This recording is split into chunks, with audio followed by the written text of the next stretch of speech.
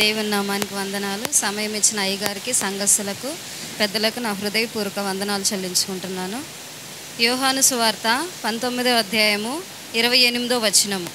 యోహాను సువార్త 19వ అధ్యాయము 28వ వచనం. అటు తర్వాత సమస్తమును అప్పటికి సమాప్తమైనదని యేసు ఎరిగి, లేఖనము నెరవేరునట్లు నేను దప్పిగొనుచున్నానెను. దేవుని నామానికి వందనాలు. 5వ మాట ఇక్కడ మనం గమనించుకున్నట్లయితే, ఎవరండి దప్పిగొనుచున్నాడు? యేసయ్య దప్పిగొనుచున్నాడు, సెలవులో దప్పిగొనుచున్నాడు. కానీ యేసయ్య నేను దప్పిగొనుచున్నాను అనలేదండి. ఏమని అన్నానంటే, లేఖనము నెరవేరునట్లు నేను దప్పిగొనుచున్నాను అని అనిన వెంటనే ఇక్కడ మనం చూసుకోవాల్సినది కీర్తనలు 69వ అధ్యాయము 21వ వచనము.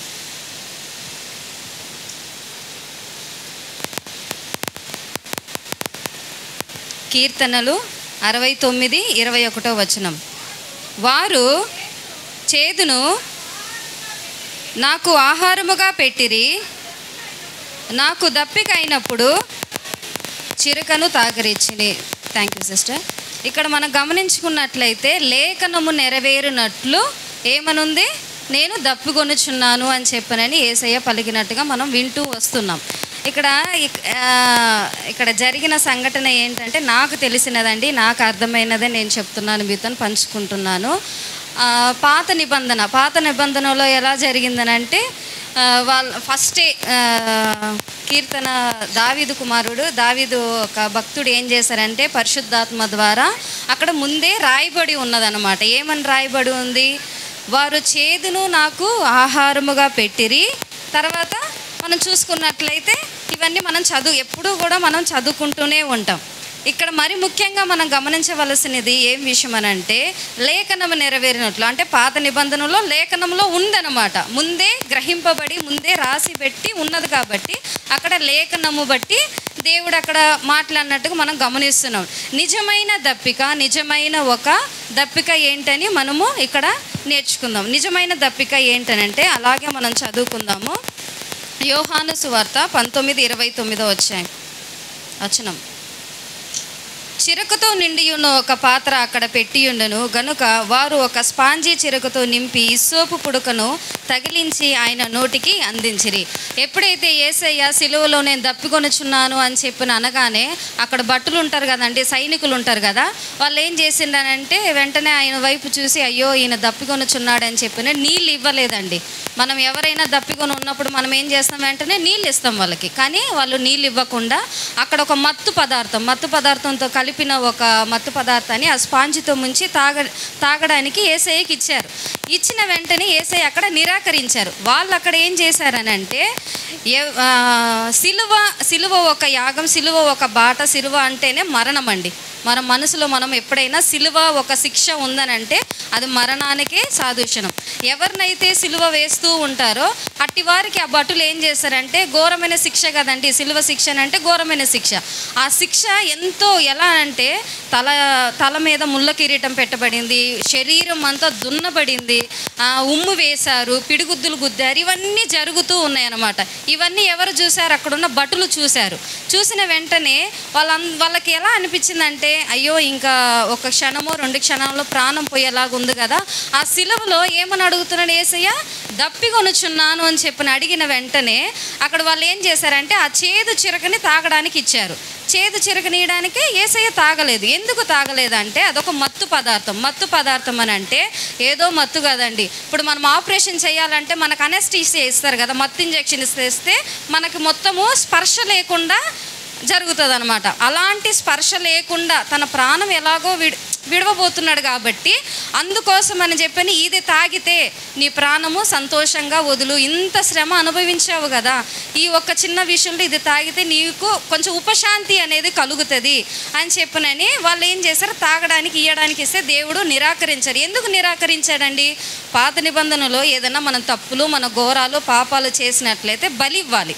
మన పాపాల గురించి, మన శాపాల గురించి, మనం చేసిన ఘోరమైన మాట తీరు గురించి, చెడు తలంపుల గురించి ఆయన మన శాపాల గురించి అన్ని తన తల మీద తను భరించాడు. ఎందుకోసం? మనం కుమార్తెలము, మన కుమారులం కాబట్టి. మనమందరం ఆయన బిడ్డలం కాబట్టి మనం భరించగలమా? మనము పోయి ఒక్క దెబ్బ చిన్న కడితేనే మనకు ఎంతో నొప్పిగా ఉంటుంది. అలాంటిది అంత శ్రమ ఆయన భరించాడు. ఎందుకనంటే సంపూర్ణముగా ఆయన స్వీకరించాడు. ఏదో ఆయనకి సమస్తము సాధ్యము. ఏం సాధ్యమండి? ఆయన బండ నుంచి నీళ్లు తీయగలుగుతాడు. తర్వాత కానాను ఒక విందులో ఏంది నీళ్ళని ద్రాక్షారసంగా చేసే ఒక శక్తిమంతుడు. దేవునికి అసాధ్యమనేది ఏముందండి? సమస్తము సాధ్యము. అలాంటి యేసయ్యకి అక్కడ దాహం కొని ఉన్నది వాళ్ళు ఇస్తున్నారని అంటే ఆయన సంపూర్ణముగా తీసుకున్నాడు. నా ప్రజల గురించి, నేను నిత్యమైన జీవము పరలోక ప్రజలు, మనందరి గురించి. నిన్న పాస్టర్ గారు కూడా నిన్న చెప్పి ఉన్నారేంది, మనకి ఎలాంటి బాట ఉందంట? బంగారు బాట. ఆ బంగారు బాటలో మనం నడవాలి. ఆ బాట గురించి పరలోక రాజ్యంలో మనం వారసులుగా ఉండాలి ఆయన దగ్గర మనము ఎలా అంటే కృంగిపోయి లోకానుసారంగా ఉండడానికి ఆయన ఇష్టపడలేదండి. ఆయన వారసులుగా అక్కడ నిత్య సంతోషం, మనకి ఇంకా చావంటూ మళ్ళీ ఉండదు. అక్కడ మనకి నిత్య సంతోషము బాగా ఎట్లా అంటే ఎలా చెప్పాలని అంటే ఇక మనకి ఎప్పుడు కూడా ఆనందమే. ఆయన స్తుతిస్తూ, ఆయన పాటలు పాడుతూ, ఆయన ప్రతి ఒక్కటి ఇంక నిన్న పాస్టర్ గారు చెప్పినట్టే అందరినీ మనం బైబిల్లో చూసిన వాళ్ళందరిని కూడా మనం పోయి ఎందుకు తాతగారు మరి ఇలా చేశారు ఏంటి అని కూడా మనం ప్రశ్నించవచ్చు. అలాంటి ఒక జీవితము మనలో ఉండాలని చెప్పినని దేవుడు ఆయన ప్రతి ఒక్క బాధను కూడా ఆయన స్వీకరించి ఆయన నా బిడ్డలు ఈ బాధ పడకూడదని చెప్పినని ఆ కల్వరిశిల్లో మన కొరకు ఆయన బలి అయ్యాడు. తర్వాత అలాగే చూసుకున్నట్లయితే యోహాను సువార్త 6వ అధ్యాయము 35వ వచనం. యోహాను సువార్త 6వ అధ్యాయము 35వ వచనం. అందుకు యేసు వారితో ఇట్లా, నేను జీవాహారమును నేనే, నా యొద్దకు వచ్చువాడు ఏమాత్రమును ఆకలిగొనడు, నా యందు విశ్వాసముంచువాడు ఎప్పుడునూ దప్పిగొనడు. ఆమేన్. ఏమని అంటున్నాడంటే యేసయ్య మనకు స్పష్టంగా లేఖనాలలో దేవుడు మనతో డైరెక్ట్గానే మాట్లాడుతున్నాడు. ఎలా మాట్లాడతాడు? డైరెక్ట్గా అంటే వచ్చి నిలబడి మాట్లాడు. దేవుని మాట ద్వారానే, ఆయన బైబిల్ వచనాల ద్వారా మనతో మాట్లాడు. అక్కడ ఏమంటున్నాడు? మనకు ఆకలి అనేది ఉండదు, దప్పిక అనేది ఉండదు, నిత్య జీవము అని చెప్పని దేవుడు మనతో ఇవన్నీ మనం నమ్మాలండి. మన ఎన్నో గుడ్ ఫ్రైడేలు వస్తున్నాయి, ఎన్నో మనము ఇవి ఒక సంవత్సరానికి వస్తూనే ఉంటాయి, మనం వింటూనే ఉంటాం. దీంట్లో ఏది మనం మనసారా మనం తండ్రి నా గురించి ఇంత చేసావు కదా తండ్రి, నా మనసులో నేను తండ్రి నా ఒక ప్రవర్తనలో నేను ఎలా ఉండాలి అని చెప్పి ఆయనకి ఇష్టమైన బిడ్డలంగా మనం ఉండేవారంగా ఉండాలి. అలాగే చూసుకున్నట్లయితే యోహాను సువార్త 4వ అధ్యాయము 13-14 వచనం చూసుకుందామండి. యోహాను సువార్త 4వ అధ్యాయము 13-14. అందుకు యేసు, ఈ నీళ్లు తాగు ప్రతివాడును మరలా దప్పిగొనడు, నేనిచ్చు నీళ్లు త్రాగువాడు ఎప్పుడును దప్పిగొనడు, నేను వానికిచ్చు నీళ్లు నిత్య జీవమునకైనా వారిలో ఊరేటి నీటి బుగ్గగా ఉండునని ఆమెతో చెప్పాను. ఆమేన్. ఇక్కడ ఎవరితో మాట్లాడుతున్నాడండి యేసయ్య? ఇక్కడ మనం చూసుకున్నట్లయితే సమరయ స్త్రీ గురించి మనందరికీ తెలిసిందే కదా. ఎన్నోసార్లు మన దైవజనులు ఎన్నోసార్లు మనకు బోధించిన ఎంతోమంది మనకి ఈ యొక్క సమరయ స్త్రీ గురించి చెప్పున్నారు. సమరయ స్త్రీ ఏంటంటే ఆమె యొక్క లోకానుసారమైన వ్యభిచారి యొక్క స్త్రీ. అలాంటి స్త్రీ దగ్గరికి వచ్చి యేసయ్య ఏమని అడుగుతా నీళ్ళు అడుగుతున్నాడు అనమాట. నీళ్ళు అడిగితే వెంటనే ఏమంటది ఆమె? అయ్యా మీరు యూదులయ్యా, నేను సమరయ స్త్రీని నేను ఎలా ఇయ్యగలనయ్యా అని చెప్పని అడగగానే, నేనిచ్చు నీళ్ళు నువ్వు తాగినట్లయితే ఏమనంటావు? ఊరేటి నీటి బుగ్గగా ఉంటావు, నువ్వు నిత్యము ఉంటావు. కానీ నువ్వు ఈ లోకాశగా నువ్వు ఈ నీళ్ళను కోరినట్లయితే నీ యొక్క శ్రమ ఎలా ఉంటుందో నేను ఇంక తర్వాత కూడా నేను మీకు చెప్తానండి. ఆ లోకాశ శ్రమ ఆయన ఇష్టపడలేదండి. ఆయన వదిలేయచ్చు కదా, ఇంతమంది బిడ్డలు మనమందరం ఉన్నాం, మనమందరం మానుమనసు పొంది ఉన్నాము, ఆ ఒక్క బిడ్డ గురించి వదిలేయచ్చు కదా. దేవుడు ఎప్పుడైతే నీ భర్తని పిలుచుకొనిరా, నీకు 5 మంది భర్తలు ఇప్పుడు ఉన్నవాడు కూడా నీ భర్త కాదని చెప్పని ఆమెతో అన్నప్పుడు ఆమె కళ్ళు తెరవబడ్డాయి. తను ఎప్పుడు కూడా యేసయ్యతో సంభాషించలేదు. యేసయ్య నా పరిస్థితి ఇది, నేను ఇలా ఉన్నాను, నేను ఇలా బాటలో నడిచిన ఏమనలేదు. ఎప్పుడైతే యేసయ్య ఆమె దగ్గర కూర్చున్న వెంటనే అక్కడ జరిగిన సంఘటన ఏంటి? నేనిచ్చు నీళ్లు నువ్వు తాగినట్లయితే నిత్య జీవమునకు నువ్వు వారసురావులు అవుతావు. అప్పుడు ఆమె ఎరిగింది వెంటనే, అవును నిజమైన రక్షకుడివి, నిజమైన తండ్రివి నాయన, అవును నాయన తండ్రి, నన్ను ఎప్పుడు ఎవరు చూసినా కూడా నన్ను ఎలా చూస్తారు ఆమెని, ఆమె ఒక తప్పైన స్త్రీ కాబట్టి. కానీ యేసయ్య అలాంటి వారిని కూడా వదిలిపెట్టలేదండి. క్షమాపణ అలాంటి వారికి కూడా ఉంది. వాళ్ళ గురించి ఆయన దప్పికొనుచున్నాడు. ఆ బిడ్డను కూడా వదిలిపెట్టలేదు. నువ్వు కూడా నా రాజ్యంలోకి రావాలి, మారు మనసు పొందు. నీ దప్పిక ఆ దప్పికొద్దు, లోకానుసారంగా దప్పికొద్దు. నా దప్పిక అయితే నిత్య జీవం, ఆ దప్పిక గురించి నువ్వు రావాలని యేసయ్య అక్కడ కోరుచున్నారు. అలాగే చూసుకున్నట్లయితే లూకా 16:24 అలాగే మనం గమనించుకున్నట్లయితే లూకా 16:24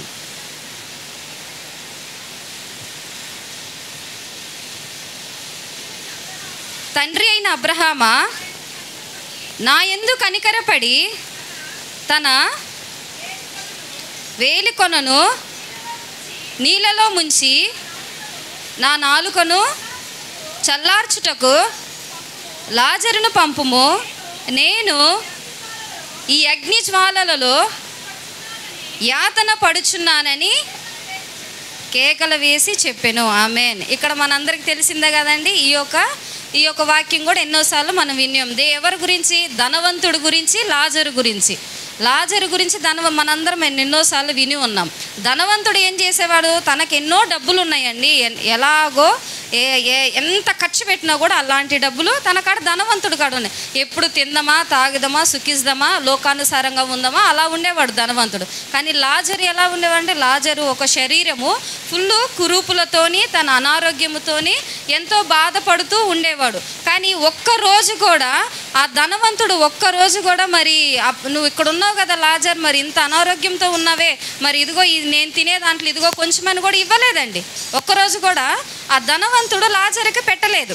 పెట్టినప్పుడు మనం అనుకోవచ్చు, ఇప్పుడు డబ్బు గల్లోలం అయితే మనం అనుకోవాలండి, మనకి సాధ్యమైతే ఇతరులకు మనం సహాయం చేసేవారుగానే ఉండాలి, కానీ మనం ఉన్నత వారం అని చెప్పానని మనం ఎప్పుడు కూడా అనుకోదు.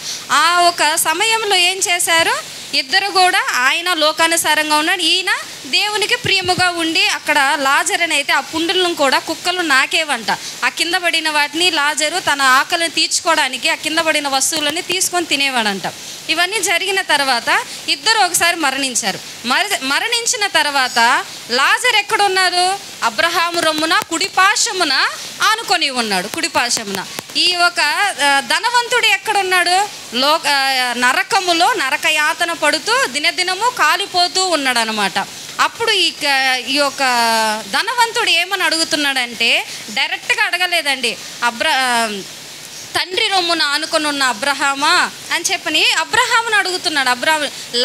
అబ్రహామును కూడా వచ్చి నన్ను డైరెక్ట్గా వచ్చి నాకు యాతన నుంచి నాకు విడుదలను దయచేయని అడగలేదు. అక్కడ ఏమని అడుగుతున్నా అంటే, లాజరును కనికరపడి వినయముతోనే అడుగుతున్నాడు అనమాట. ఎందుకు? ఇన్ని రోజులు నీకు ధనం ఉంది, ఐశ్వర్యం ఉంది, అన్నీ ఉన్నాయి, అప్పుడు నీకు ఆ వినయము కరగలేదు. మరి ఆ అబ్బాయి వచ్చి, ఆ లాజరు వచ్చేసి అక్కడ అంత బాధపడుతున్నప్పుడు నీకు ఆ ఒక బాధ అనిపించలేదు, నీకు గర్వముగా ఉన్నావు. నువ్వు ఎప్పుడైతే అక్కడ నరకంలో నువ్వు మానసికంగా ఇంకా వేదన, ఎలా అంటే ఇప్పుడు నేను కాలిపోయినాను అనుకో, తర్వాత ఇంకా కాలుతూనే ఉంటా. ఇప్పుడు మనకి నిత్య సంతోషము పరలోక రాజ్యములో ఎలాగో నిత్య నరకము, నిత్య కాలుతూనే ఉంటాం. అక్కడ మనకి ఇంకా తర్వాత మళ్ళీ చనిపోతాము, మళ్ళీ యేసయ్య కాడికి పోతాం, అదేం ఉండదండి. ఇంక నువ్వు నరకానికంటే నరకానికే ఉంటావు. అందుకోసము ఈయన అడుగుతున్నాడు అనమాట అబ్రహామును, లాజరును పంపు, తన వేలి కొనని. ఇప్పుడు మన చెయ్యంతా ముంచితేనే నీళ్ళు వస్తాయి చేతికి. వేలి కొనని ఊరిని అట్లా డిప్ చేస్తే వస్తుందండి? రాదు. ఆ వేలి కొనని ఏం చెప్తున్నాడంటే, ఆ వేలి కొనని ముంచి నా నాలుక చల్లార్చుటకు, నా నాలుకని చల్లార్చుటకు ఆ వేలు కొనని లాజరుతోని పంపించమని విన్నపిస్తూ ఉన్నాడు అనమాట. కానీ ఈ దినాన మన ఒక జీవితము మనము ధనవంతుల్లాగా ఉండాలా, లాజరులాగా ఉండాలని మనమే పరిశోధించుకోవాలి. దేవుడు ఏ ఒక దప్పిక ఉన్నాడంటే దీంట్లో మనం గమనించవలసినది, వినయము కలిగి ఉండాలి, అందరితోని సమాన ఒక మనస్తత్వంతో ఉండాలి, అందరితోని ఐక్యముగా ఉండాలి. మనము ఎలా అనంటే దేవుని యొక్క స్వరూపముగా, మనల్ని ఒక కుక్కగాను, ఒక పిల్లిగాను, ఒక కాకిగా చేయలేదండి. మనల్ని దేవుని యొక్క స్వరూపంలో ఆయన మనల్ని చేసి ఉన్నాడు కాబట్టి ఆయన సొత్తు మనం ఒక్కరైనా కూడా ఆయన ఎందుకండి? మరి బైబిల్లో 100 గొర్రె పిల్లలలో ఒక్కడు తప్పిపోతే ఒక్కదాని గురించి ఎందుకు వెళ్ళాలి? మీలో ఒక్కరు కూడా తప్పిపోయినా కూడా ఆయనకి బాధే. ఇప్పుడు మన బిడ్డ ఏదన్నా ఒకటి అయిందని అంటే మనం ఏం చేస్తాం, అయ్యో నా బిడ్డ ఇదైపోతున్నాడే అని చెప్పి ఎంత ప్రలాపిస్తాం.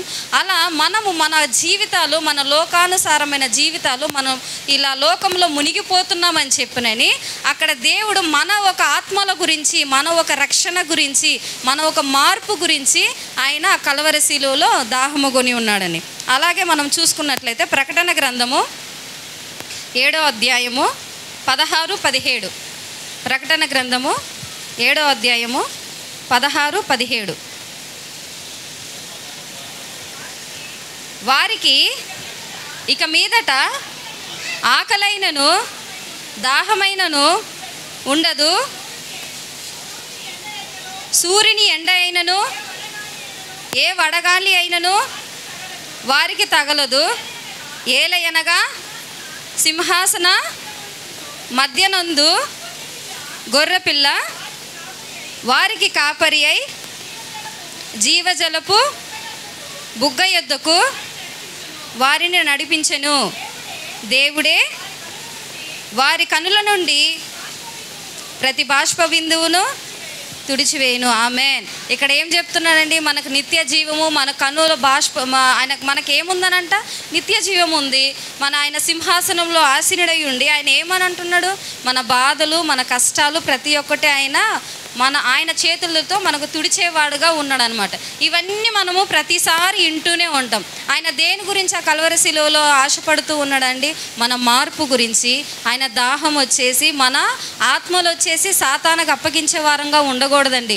పరలోక రాజ్యంలో ఆయన స్తుతించే వారంగా ఉండాలి. ఆ బంగారు బాటలో మనం నడవాలి, నిత్యము ఆయన స్తుతించాలని చెప్పనని ఆయన సంతోషపడుతున్నాడు. చివరిగా మత్తయి 25:35-40 వచనాలండి. ఇంకా లాస్ట్